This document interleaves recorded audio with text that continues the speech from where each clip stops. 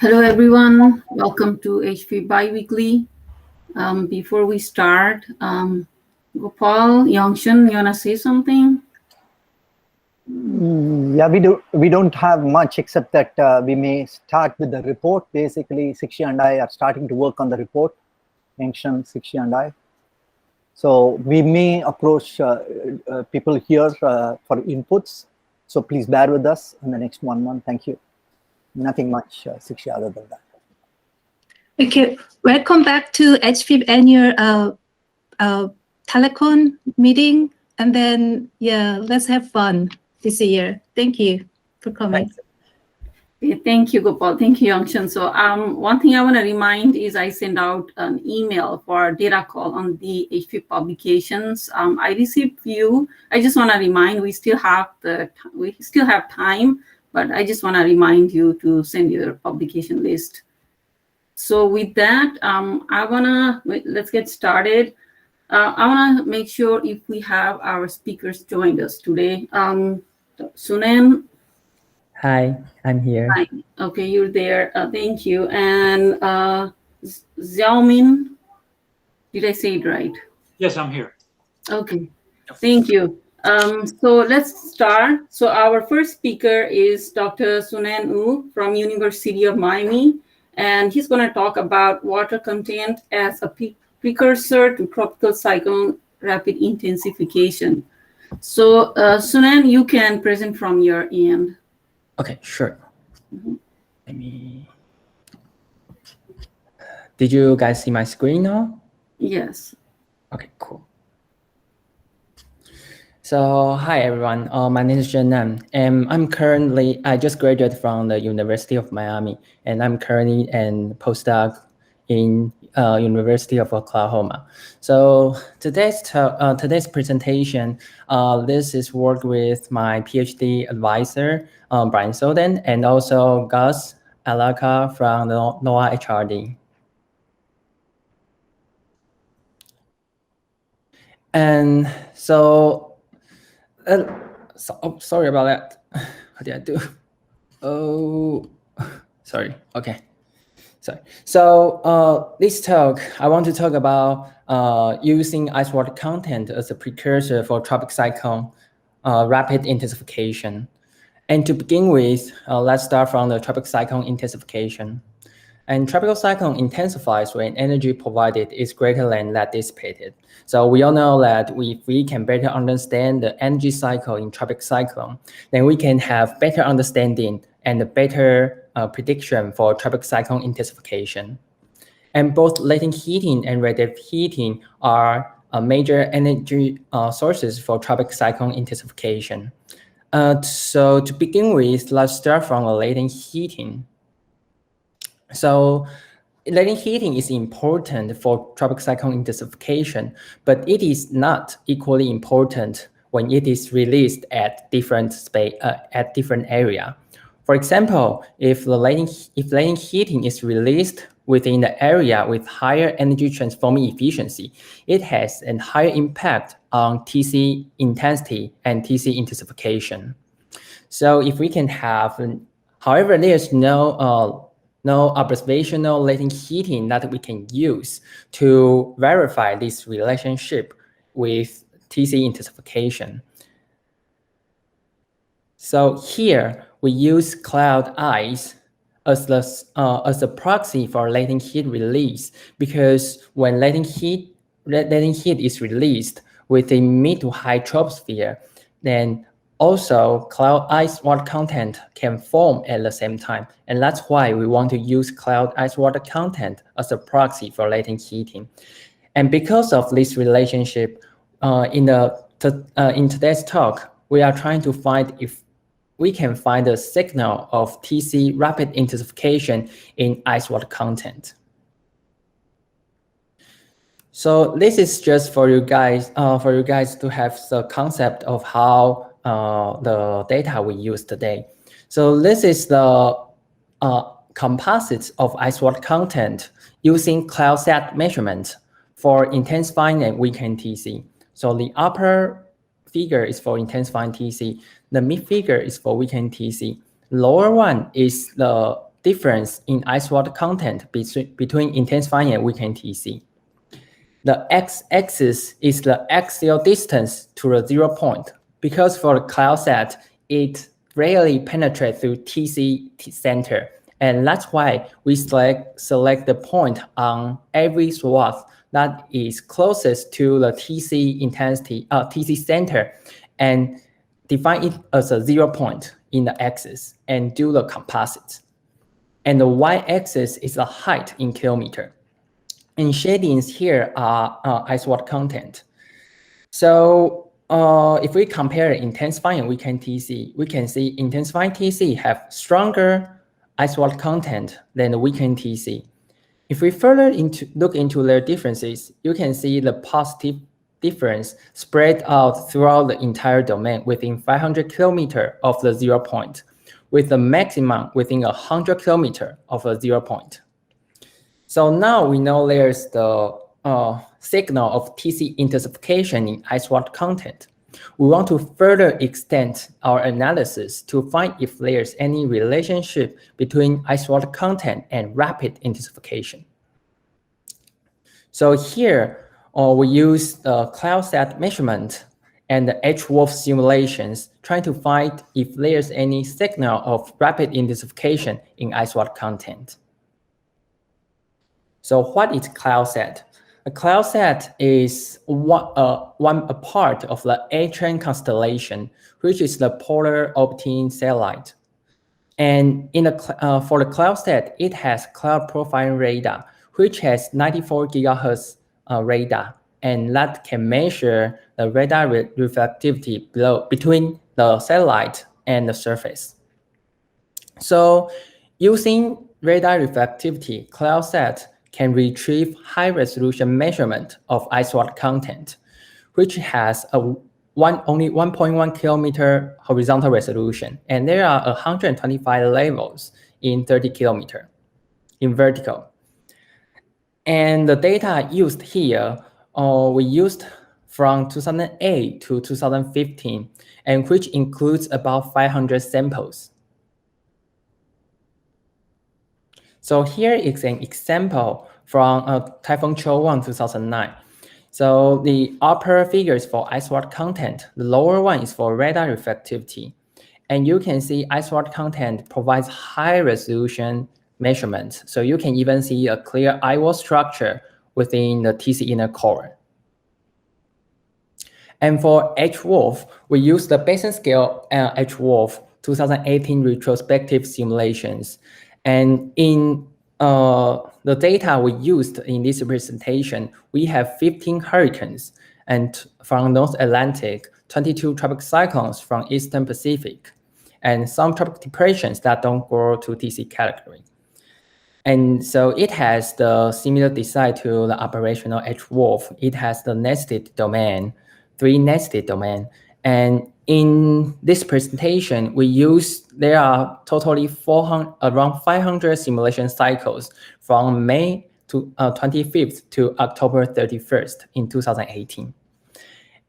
And we also only used the first 72 hours from each simulation cycle to minimize the forecasting error in the later simulation time.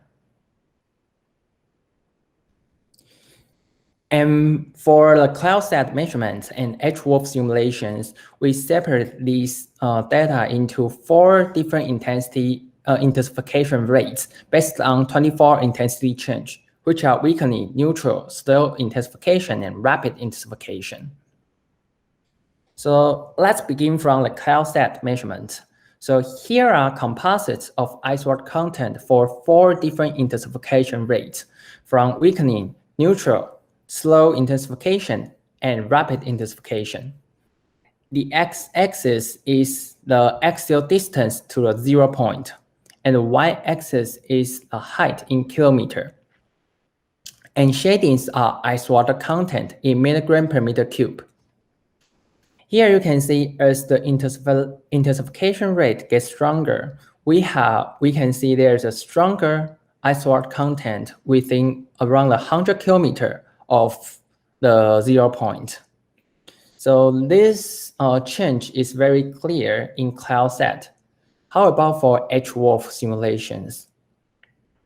So for HWRF, we calculate the composite of ice water path, and ice water path is the column integral of ice water content. So it is basically means the same as what we saw in ice water content. So here are 4 composites of ice water content for 4 intensification rates from weakening to rapid intensification. And again, as the intensification rate becomes stronger, you can see the ice water path also becomes greater. And the largest difference occurs in also within 100 kilometers of a TC center.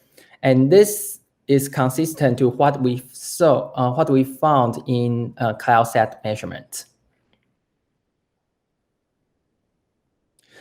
However, not only the intensification rate, but the intensity itself also impact the amount of ice water content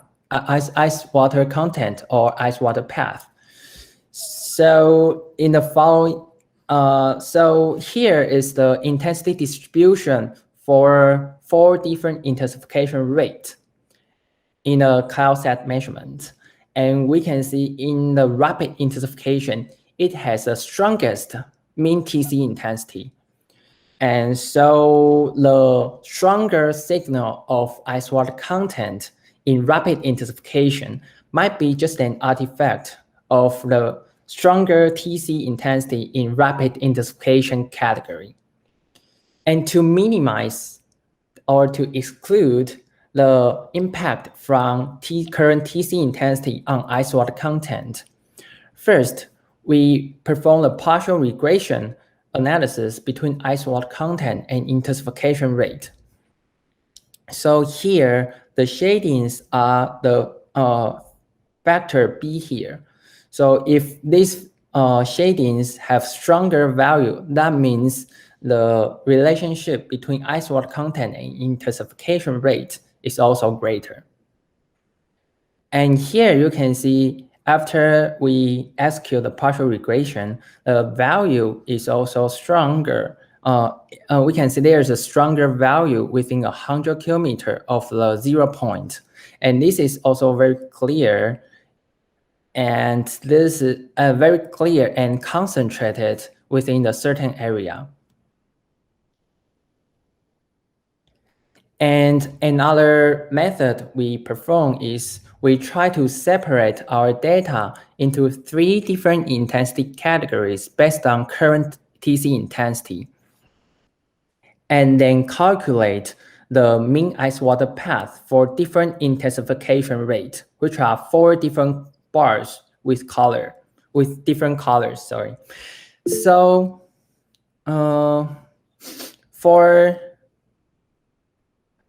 so the way we do this is because in the same intensity categories, they have closer or similar TC intensity. In that way, we can minimize the impact from TC intensity.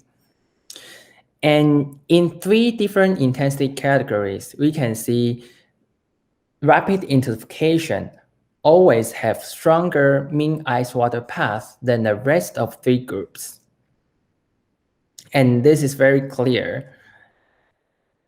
If we repeat the same analysis for HWRF simulations, so we also repeat this analysis, separate HWRF simulations into 3 different intensity categories and calculate the mean ice water path for different intensification rate. We can still see the red bars, which is for rapid intensifying TCs, has the strongest mean ice water path than the rest of intensification rate. So far, we found that the amount of cloud ice water content is able to imply future TC rapid intensification. But for cloud ice water content, the amount of it might also influences the magnitude and the distribution of radiative heating.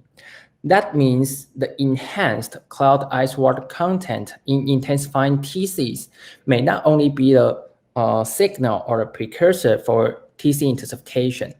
It may also play a role or as a factor for TC intensification.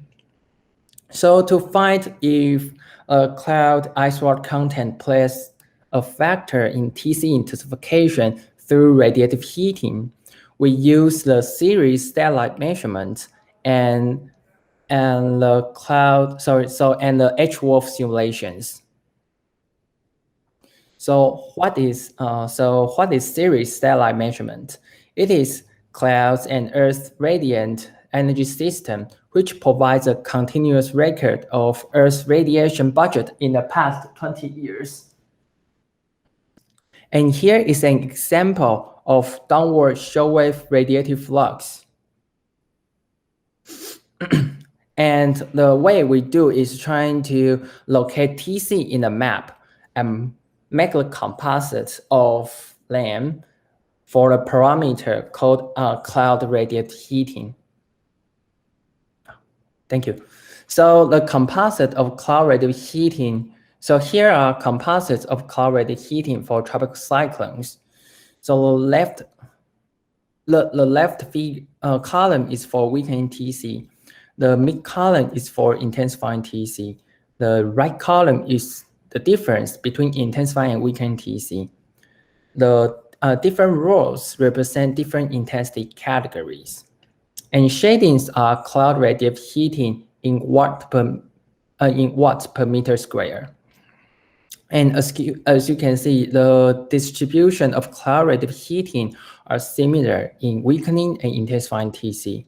If we further look into their differences, you can see there is a stronger cloud radiative heating within 5 degrees of the TC center, while in its environment, it shows negative to small positive value. And the clear contrast in cloud radiative heating between the TC area and environment is critical, suggested by previous studies. And to further compare the HWRF simulations to series data measurement, we calculate an atmospheric long-wave radiation convergence. And this parameter distributed very similar to the cloud radiative heating. It's just have the different absolute magnitude. And so to compare these two, like the observation and model simulations, we select the same storm and the same time from the series data to make an apple-to-apple comparison. So here, first, we show the composite of atmospheric long-wave convergence using series measurement for weakening TC and intensifying TC. And the left column is for weakening TC, the mid column is for intensifying TC. The right column are differences between intensifying and weakening TC. Different rows also represent different intensity categories. And the shadings here are LWC. And again, you can see there's a clear contrast in cloud radiative, in the ALWC between the TC area and its environment. That in the TC area, LWC is much stronger in intensifying TC, while in the environment, it is much weaker in the intensifying TC. And this clear contrast, again, is suggested as the important factor to intensify convective system. So we repeat this analysis for the HWRF simulations. And here is the same analysis repeated for HWRF simulation.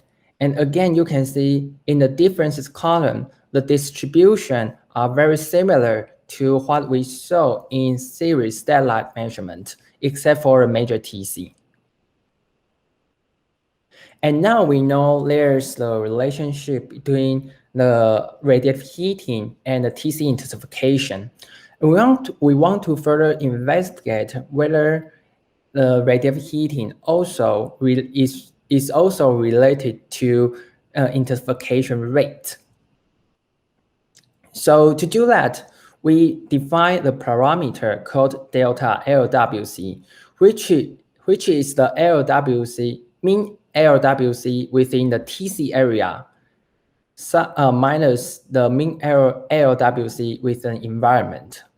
So for example, the red bars here is the mean LWC calculated within the TC area. And the blue bar here is the mean LWC within the environment. So the delta LWC is the difference between these two bars. And here is the figure here is a figure with the LWC delta versus 24-hour intensity change. And shadings are the probability of the occurrence of 24-hour intensity change in each delta LWC bin. So when the color is closer to the yellow spectrum, it means there's a higher occurrence in a certain intensity change.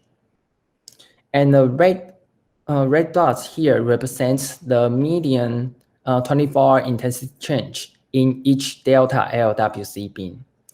And as you can see, there's although it's not very clear and significant, but there's a trend, positive trend and correlation between delta LWC and 24-hour intensity change.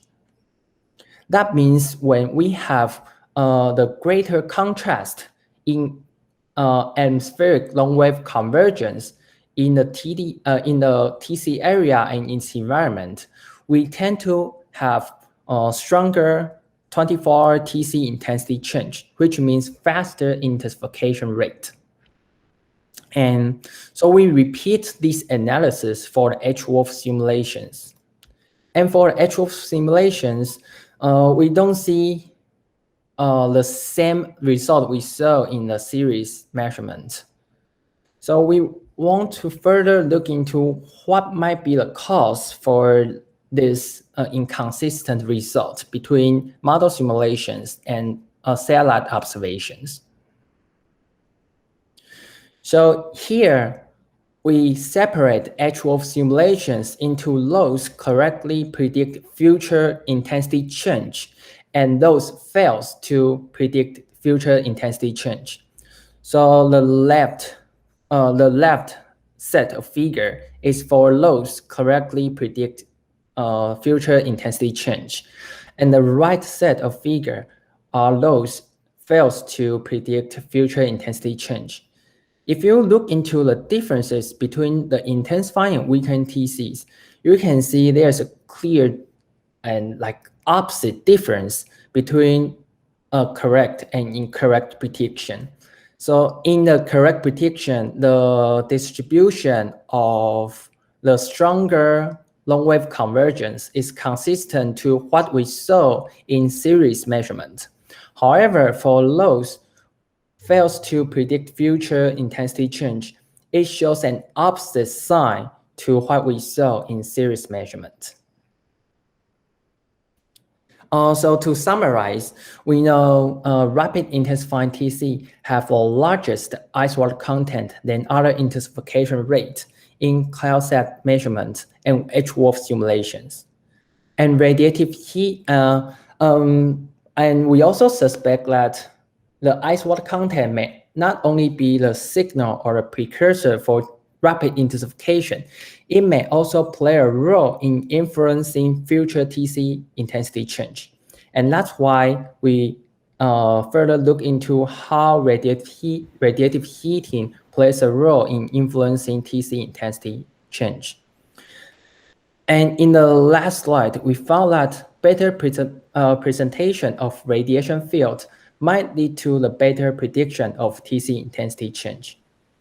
And that's all for today. I would like to take any question. Thank you. Thank you. Thank you, Shun-Nan. Ivan has a question in chat.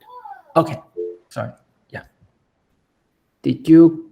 Ivan, you could ask, or I could read it for you. I can ask. I just didn't want to forget Yeah, I before we got- got yeah, to go the ahead. end. Very nice talk.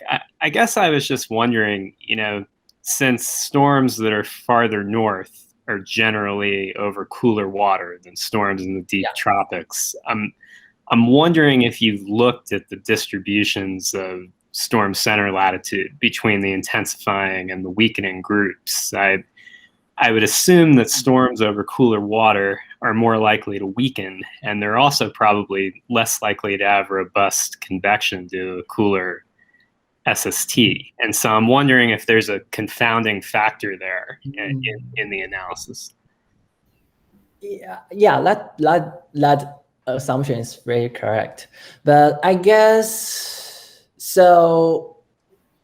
For us, we think we just want to use ice water content as part. Maybe this might be an index or the proxy that can help to predict TC intensification. So we don't know what is the major factor that influences the amount of ice water content. So maybe yes, the sea surface temperature is the part that influences the amount of ice water content. But at the same time, it also influences TC intensity change. So that's part of link to like if we see more ice water content, then we have stronger TC intensity change. So they all modulated because of the sea surface temperature. Does that kind of answer your question? Yeah, I think that's reasonable. It would be interesting if you were to take only storms in like the deep tropics, like south of 30 or 25 north. Right. Be interesting to know if those weakening and versus strengthening storms still show that difference in ice water content, and they might. Right. Exactly. Yeah. Hey, this is Gus. I just wanted to add. I think Shun-Nan sort of took that into account. It's a great suggestion, Evan, but he sort of took that into account when he looked at the different categories, looking at TD versus TS versus Cat 1 to 3 hurricanes, and looking at the differences in the ice water content between the different intensification rates within those bins. It's sort of getting at what you're saying, but yeah, it would be nice to stratify purely by latitude to see what comes out of it. Right. Thank you. Gopal, you want to even raise? Yeah, I have a couple of minor questions. Did you do a partition or used an output from HWRF corresponding to ice water, or how did you actually get these fields from HWRF actually? So for the ice water path, what I do is trying to take out the ice and snow mixing ratio. Okay. So they are ice, snow, and grapple mixing ratio. So I took all of them out and add them up, and I call those as the cloud ice water content. Because actually, for the satellite community, when they refers to cloud ice water content, it not only has ice, it also has snow and grapple, and that's. At the first, I couldn't do the apple-to-apple comparison because of this. Then I figured out, oh, that's why there's a miscommunication between the model community and observational community. Yeah, that's exactly why I asked what exactly did you include, because HWA has been working in this area actually, and we are finding the same stuff that you're talking about. But the second minor question is, did you correlate it with vertical velocities in the model? Probably these may be the areas wherein the vertical velocities are very high, probably. That's one correlation that we want to think about. Yeah, that is correct. Yeah. Thank you. Nice talk. Thank you. Thank you.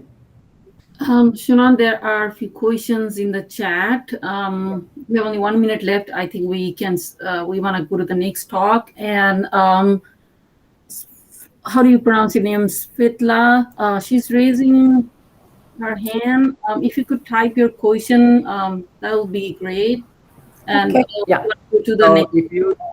If you can type your questions in the chat, I can reply it in the chat. Yeah, it's basically very quick. It was a very good presentation, and it's a follow-up on Gopal's. It's the partitioning between the cloud ice and the grapple that might be the difference, because the cloud ice would be very important for the radiative heating and the snow, but the grapple probably wouldn't. And the question is whether the model has a lot more of the grapple. That's kind of the essence of the question. I think, yeah, that's a very interesting question, because for so to But compare, maybe we can talk after. I don't want to take up anybody's time, but that's the question that I have. Yeah. Yeah, if you could continue in the chat, that would be great, so that we could start the next talk. Sure. Thank you. Thank you. So our next speaker is Dr. Xiaoming Chen from UML HRD, and he's going to be talking about towards better parameterization of planetary boundary layer schemes in hurricane conditions using large AD simulations. So Xiaoming, take it away. Yes, can you hear me? Yes. Okay, so let me make focus attention on. Hey everyone, this is Xiaoming Chen. Currently, I'm a Northern Gulf Institute and HRD postdoc. So today I'm going to present some results from my research project, which starts from my NRC postdoc tenure. And in this project, we try to review the deficiency of the mostly frequently used PBL schemes in hurricane conditions. And we also try to improve these PBL schemes using large AD simulations. And to begin with my talk, I'd like to appreciate my collaborators or my supervisors, and George Bryan, Jun Zhang, Joe Seong from Max, and Pat Fitzpatrick. So Shun-Nan was talking about the cloud processes and the ice water content in the clouds. So now I just try to put attention all to the bottom, the boundary layer. So the tropical cyclone can be considered as a current engine. And this current engine was gained energy from the boundary layer. But meanwhile, boundary layer is also the energy sink of tropical cyclones because of the frictional displacement. To accurately parameterizing the turbulent processes in the TC boundary layer is the key to further advancing the TC intensity and structure forecast. But the PBL scheme that currently we frequently use is generally designed for the lower wind and the convective boundary layer. And this photo to the left just give an example. So this is the cloud developing upward with no tilt and just indicating the environment. There's very weak shear. And in the convective boundary layer, the turbulence is predominantly driven by buoyancy. But it is another story in the hurricane boundary layer to the right. And the photo was taken in the eye wall of the Hurricane Michael. And we can see the clouds substantially tilted with height in the eye wall. And there's also some spire structure in the clouds. Those are very clear evidence of the strong shear in hurricane conditions. And actually in the hurricane boundary layer, the turbulence was predominantly driven by shear. So this is different nature of turbulence generation in the two types of PBLs suggests we need to be very careful when we apply the traditional PBL scheme in hurricane conditions. And the PBL scheme was designed in a single column fashion, and its role is to parameterize the vertical turbulence transport. And this vertical turbulence transport was parameterized based on the flux gradient theory, or we call it K theory. For example, the W prime V prime, that's momentum, vertical momentum flux, relates to the vertical gradient of the wind by a coefficient we call Kn, that's AD viscosity. And the negative sign in front of Kn means this is downgradient momentum transport. And of course, in the PBL scheme, there's some extra counter-gradient fluxes or mass fluxes. But here we just try to focus on the Km here. And this flux gradient theory works for both atmospheric boundary layer or even the ocean mixing layer. And one way to parameterize the Km is the K profile parameterizations. And we also call it KPP PBL scheme, including the YSU and also the GFS PBL scheme. Those are all available in the HFIP or Hurricane WRF. And the Km was formulation is the comma. That's a form common constant. And the key part here is the WS. That's the velocity scale computed in the surface layer. And the Z, that's the height. And this actually is the Km in the surface layer, Kz times Ws. And we can see it increases linearly with height in the surface layer because there's an assumption behind that. So they assume that AD size was limited by the distance to the surface. And above the surface layer, this Km was in a dashed line.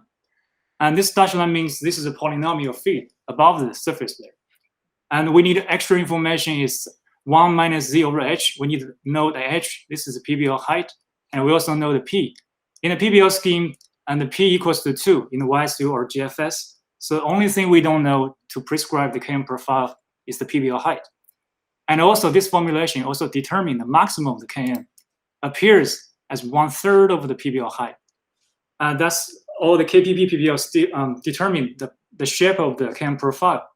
So I think the key task here for the KPP scheme is to find out where is the PBL height. And in a Bark-Richards number was calculated in the PBL scheme to determine the PBL height. And this formulation was shown as here. And the cartoon on the right just show example how the Bark-Richards number was calculated. It was calculated from the surface, 1 layer by 1 layer upward, until the Bark-Richards number equals to a critical Richards number, which is defined in the PBL scheme. In the YSU, the YSU PBL scheme, the critical Richards number equals to 0. Basically means we don't consider about the shear impact. We only consider about the buoyancy impact. That's purely thermal definition. While in the GFS, the critical Richards number is a function of the surface Rossby number, and the value was kept within 0.15 and 0.35, which is much larger in the YSU, and the larger value in the GFS suggesting the PBL height in GFS is typically higher than the YSU. Another way to approach parameterize this KM is in the high order PBL scheme. They parameterize KM based on the TKE, the turbulence kinetic energy, and it is a prognostic variable in the PBL, and also the foundation for the high order PBL scheme. Because many turbulence quantities in the PBL scheme, or even the mixed lengths, they have a connection, close connection to the TKE. For example, in the MYN PBL scheme, the KM was parameterized as a function of mixing lengths. It's a measure of the ability of the turbulence to cause mixing. Sometimes people can parameterize, consider it as a length scale in the PBL. And the E, that's E is a TKE, and also with an additional correction of the SM. That's a stability function. And in the MYN PBL scheme, the mixing length parameterization is very sophisticated, and it's basically the L mixing length is a blending of three different mixing lengths. A length scale, that's LS. It's in the surface layer. That's the surface layer length scale, as we talked about earlier. The comma, that's a constant times z. But we have an additional term here. The theta, that's the surface stability parameter. So this mixing length was with the correction of surface stability. And there are additional interesting mixing lengths here. That's the turbulent length scale. And it's defined as the root mean square of TKE times height and integrated within the PBL height with the additional entrainment layer above, and divided by the root mean square of the TKE integrated in the same layer. And in other words, we can consider this ALT as approximation for the mean size of turbulent eddies in the PBL. And the last term on the mixed length parameterization, that's buoyancy length scale. Typically, it's not very important in hurricane modulator and may play a role above the PBL height. So our attention is most focused on the LS and LT. As we mentioned earlier, the PBL schemes are rarely designed for the hurricane modulator. So efforts have been made before to improve the PBL scheme using the observational data. And specifically, they're using one level of data, and the plots on the right just is the drop-down composites for the very strong hurricanes. And the upper panel, that's RZ plot of tangential wind, and the lower panel is the RZ plot of the radial wind. And the cartoon just show how the aircraft fly in the modulator and sample the wind and also get the information of the eddy viscosity Km. And they have established the Km wind relationship at this height. And this data has been used to improve the GFS hybrid ENF scheme. That can be used to cap the Km values in the model. And efforts have been made by many colleagues here. But I just remember here is PBL scheme was designed in the single column fashion. So it's very, very important to understand the profile information of a grid point. So unfortunately, we only have one set of data, the vertical profile of Km, when the surface wind is lower than 30 meters per second. And is also very far from the TC center. And above the 30 meters per second, in the higher wind conditions, the profile information is entirely unknown. So to fill in this gap, in this study, we're trying to perform large eddy simulations.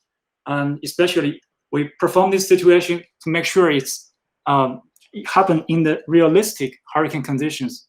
So we have very special experiment setup and module design for the experiments.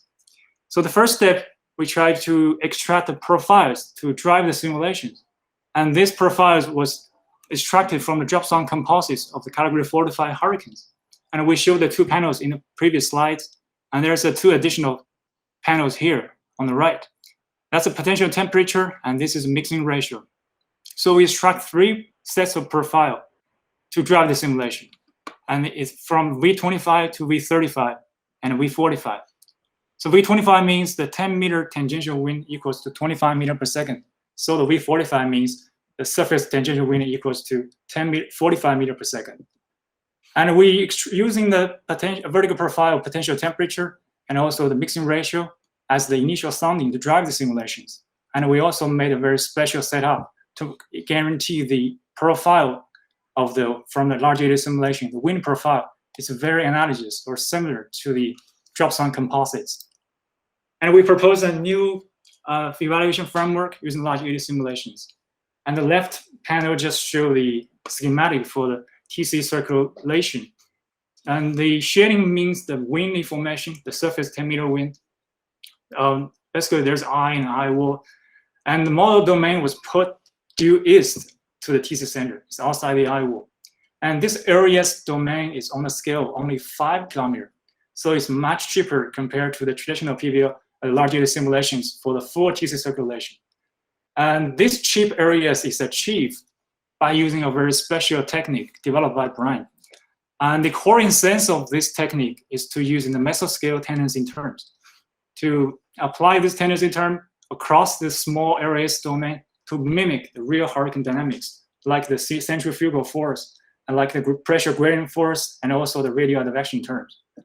And this mesoscale terms was shown in the gray box of the tangential wind tendencies and radial wind tendency, because when the model was put into the east, so the V can be considered as the tangential wind, and U, that's the radial wind. This capital V and capital R, those are input variables from the drop zones. The capital V can be considered as the gradient wind at the specific location. R was mentioned here, that's the radius here. And partial V, partial R can be tuned to make sure the wind profile from the areas is very, very similar to the drop zone composites because of the very special setup and assumption in the technique. So it's applicable outside the eye wall. And we use the CM1 model to perform these simulations. And at the same location, we also perform the single column modeling.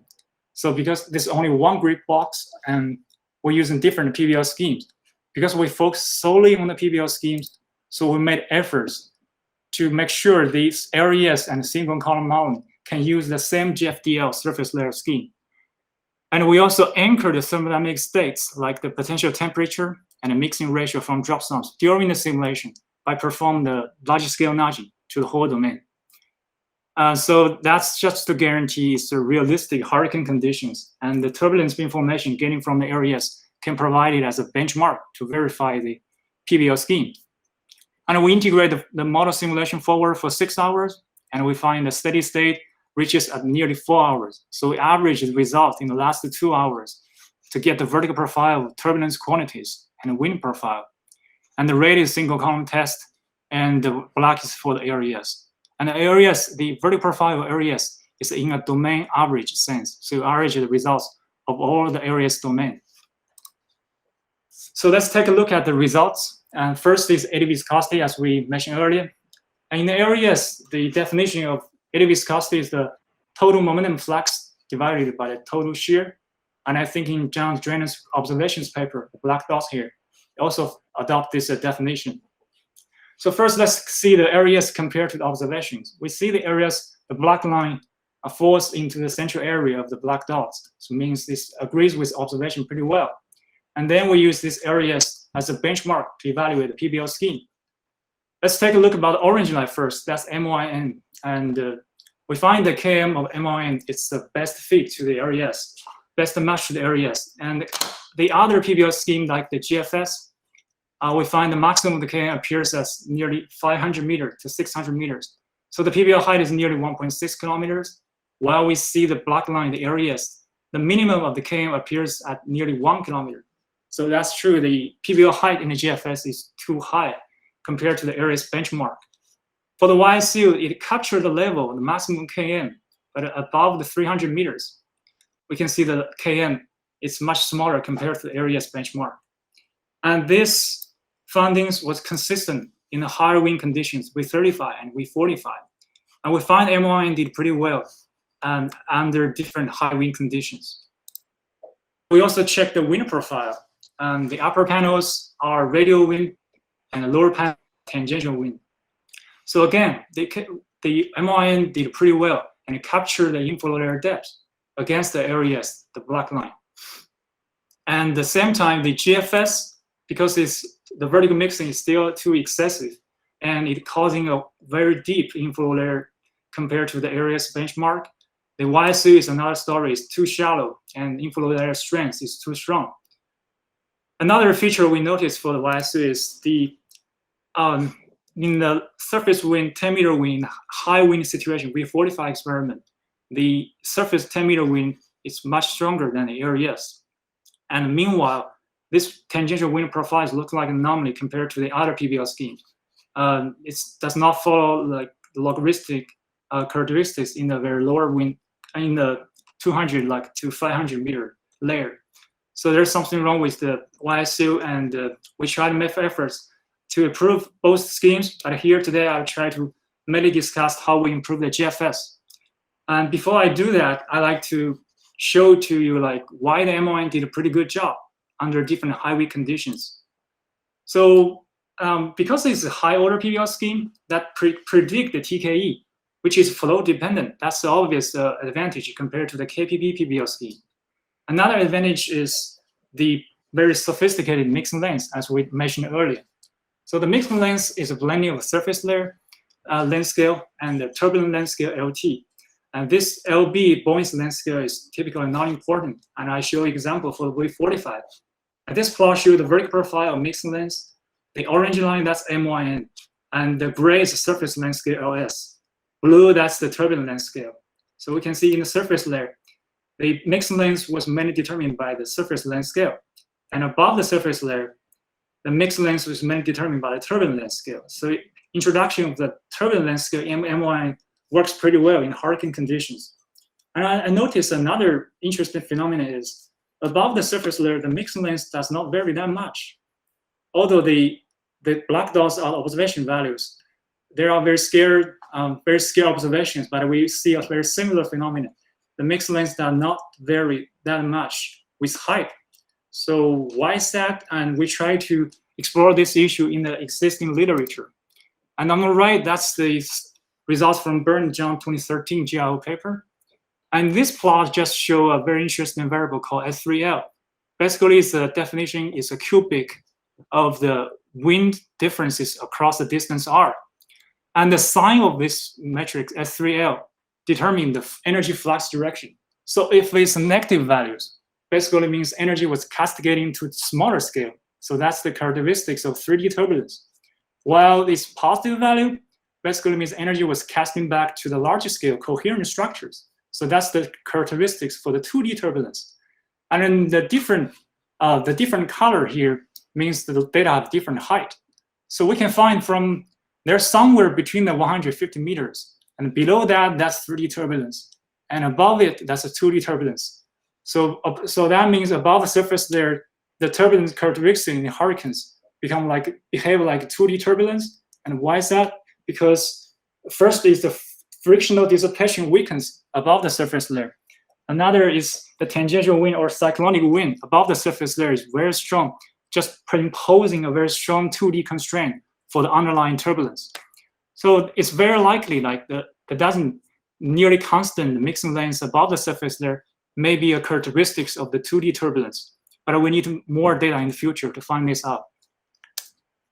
So next, we try to improve the GFS hybrid EDMF scheme. And as we mentioned earlier, the PBL height from the GFS was shown in the table and the 3 experiments. And the inflow layer depth is on the scale of 1 kilometer. And we can find the PBL height from the GFS and almost double the inflow layer depth. So this is way too high when we see the maximum of the KM as well. So we vary the critical resource number such that the PBL height can be varied. And we have 3 more experiments by reducing the critical ratios number from 0.1 all the way down to the 0.025. And the gray line looks like it's very similar to the PBL height. So the value is 0.025, much, much smaller than the capped value from the GFS. So this means the PBL high definition in the GFS breaks down in high wind conditions. And this needs to be fixed. And another issue we find here, even with the accurate PBL height, the maximum KM still appears as much higher level compared to the ARES benchmark. So that means the shape parameter P needs to be adjusted, and it needs to be increased actually, because the Kmax appears as H divided by P plus 1. So we increase the P, we lower the maximum of the Km height. And additional information from this plot is these 4 lines converge as 500 meters. So this is where the Km wind relationship was used in the code. So basically the Km was capped by the wind at this level, and they converge on one grid point. And this is also illustrate that the capped Km and wind relationship has nothing to do with the PBL high definition. So the task on top priority, is try to find out a better PBL high definition. And we studied this issue, and we find that the traditional bulk ratios number breaks down in high wind conditions, mainly because the strong shear production in the near surface layer. So instead of calculating the bulk layer shear, calculate the bulk ratios number from the surface, we calculate the bulk ratio number from the bottom model level, the ZS. And we can find that there used to be 0 here, and now US and VS are the wind information at the bottom model level. The cartoon on the right just show how the PBL height was defined until the bulk ratios number in the layer equals to critical ratios number equals to 0.25. And using this new PBL height definition, we have performed additional tests and compare with the original GFS. As we said, the simulation was simulated forward for 6 hours. And this is 3 sets of simulations. And we only need to focus on the last 2 hours. The black is original GFS, the red is revised GFS. Besides the resource number, critical resource number equals to 0.25. We also increased the shape parameter P equal to 6 and removed the KM capping relationship, such that it's a clean test. And we find that the red line was from the revised GFS, the PBL height was much smaller compared to the original GFS. And we further take a look of the KM profile. And the red is the revised GFS. Again, here, the black is the ARES. We can see there's substantial improvement for the KM profile. The maximum of the KM very close to the ARES benchmark, and the shape of the KM profile also matches the ARES benchmark. So with this improved KM profile, we have taken another look at the wind profile as well. So revised GFS rate, the inflow layer depth in the original GFS is way too deep, and now it's improved. The inflow layer depth from the revised GFS is comparable to the ARES benchmark. And we also see the improvement in the tangential wind profile, especially below the 600 meters. We can see the red is almost coupled with black. And the original GFS, the tangential wind profile is not matches pretty well with the ARES. So this is a really remarkable improvement. So we try to test the new or revised GFS by performing additional 3D tests to see how well the revised GFS PBL scheme work for the real 3D simulations. And basically, we're still using the same GFDL surface layer scheme, but we're using the Holman B vortex here. And the formulation was shown on the bottom. So inside of radius mass wind, the tangential wind increases linearly until the radius mass wind. And outside, it was gradually decay. And the B basically controls the decay rate. The larger value of the B, the faster decay of the tangential wind. And also the maximum wind, we vary that from 5 meters per second to 50 meters per second. The radius maximum wind equals 80 kilometers, and we're using Thomson microphysics scheme because literature have found Thomson works pretty well in TC simulations. And the grid spacing within the central area equals 3 kilometers. This is try to match the horizontal resolution of halves. And we find the results by using 0.5 to 1.0 for the B value. They produce like generally consistent results. And in the next slide, I will just show the B equals to 1.0. And this, first, let's take a look about azimuthal mean maximum tangential wind. And this is V5, V10 to V15 meter per second. And we find the red is revised GFS, black is still the original GFS. So the maximum wind does not differ that much in these three experiments. And we'll take another look at the radius maximum wind evolution. And we find in the revised GFS PBL scheme just produce a slightly smaller radius maximum wind compared to the original one. But this is a very tiny difference. The most notable difference is for the R34. If we take this carefully, at some location, the difference can be as large as 20 to 40 kilometers in some experiments. And just remember, the half-day last year have a 40 nautical mile high bias for the R34. So this is very encouraging. If this is true, like in the real case, that can potentially improve the TC structure forecast. To understand why the R34 becomes smaller, so we have analysis over the 120 to 140 hours. This is a RZ plot again of the AD viscosity. The left was control simulation, right is revised GFS, and we find the gray is the PBL height, and black is radius maximum wind. We find the PBL height outside the Iowa region substantially reduces compared to the original GFS, and the maximum of the KM also appears as a very lower level, which is expected based on the single column test. And with the improved KM profile, we find the inflow layer depth was reduced compared to the original GFS. The blue line here indicates where the inflow layer and inflow strength equals to -1 meter per second. So this is nearly 1 kilometer here, comparable to observations. Here is nearly 1.5 to 2 kilometers. This is much deeper. And meanwhile, let's take a look at another difference near the 120 kilometers. This is where the R34 locates. And this black bar marks where the inflow layer strength is stronger than 10 meters per second. So within left here, that's the stronger inflow. And this stronger inflow extends a little bit further outside the 120 kilometers in the revised GFS, which means the inflow layer strength in the outer core of the TC is stronger. So these stronger inflows can affect angular momentum to the smaller radii. That can explain the smaller R34 of these simulations. So to conclude, we propose a new framework to evaluate the PBL scheme in realistic high wind conditions against areas benchmark. And these areas with a very special setup, and we try to fill in the gap of our knowledge of turbulence profile information in realistic high wind conditions. And the high order PBL scheme MYN has a better chance to success in hurricane simulations. And using the areas, we improve the GFS by modifying the PBL high definition and also improve the shape parameter. And these revisions were tested in the 3D simulations and show a potential to improve the TC structure forecast. And we also done extra efforts. This is some ongoing research project I'd like to introduce a little bit because that's a TKE high order PBL scheme. We further investigate the MYN scheme because it's performed pretty well in hurricane simulations. So the plot on the left, that's the RZ plot of TKE, but the TKE advection option was turning on in this experiment. The right one does not have the TKE advection. We see the TKE tower in Iowa was much deeper compared to the no TKE advection. When we examine the observation value from the Lorenzo's paper, we find the TKE tower is very, very deep in Iowa. So basically, the control simulation with the TKE advection turning on is more in line with the observations. And actually, the hurricane boundary area is inhomogeneous.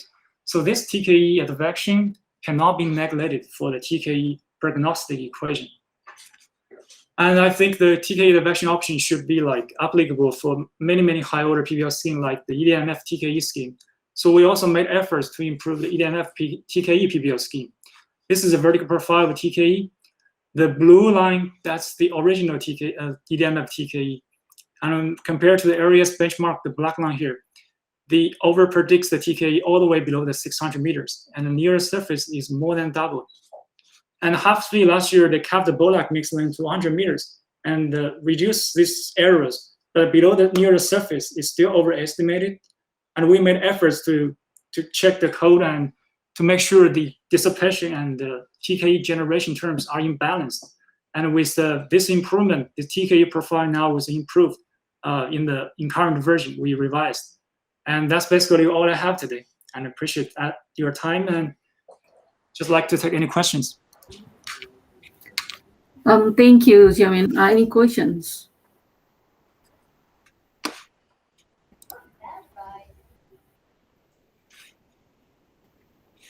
Thank you, Xiaomin. Nice talk. Yeah. Shikshya, next time, what are the schedules for the next time? So our next bi-weekly will be on March 17, 4 weeks from now.